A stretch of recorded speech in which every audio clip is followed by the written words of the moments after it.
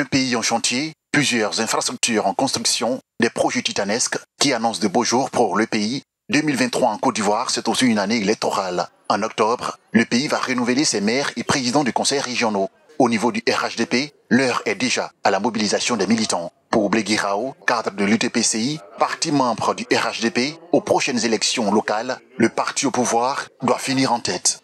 C'est de manière ordonnée et disciplinée que nous venons au RHDP pour apporter un plus sur les instructions des responsables locaux du RHDP avec leur appui pour que nous gagnions les prochaines élections en 2023 et que le RHDP reste et demeure le parti, le plus grand parti politique de Côte d'Ivoire. Dans son discours du Nouvel An, le président Alassane Ouattara a annoncé dédier l'année 2023 à la jeunesse.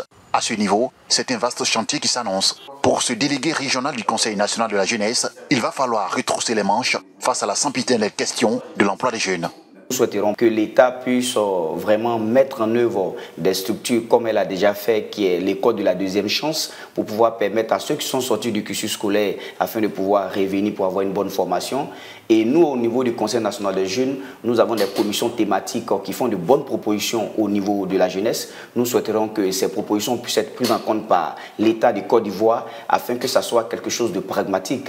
Viviane Tanoué est présidente du Parti pour la démocratie et pour la paix. Pour 2023, ses attentes se situent à plusieurs niveaux.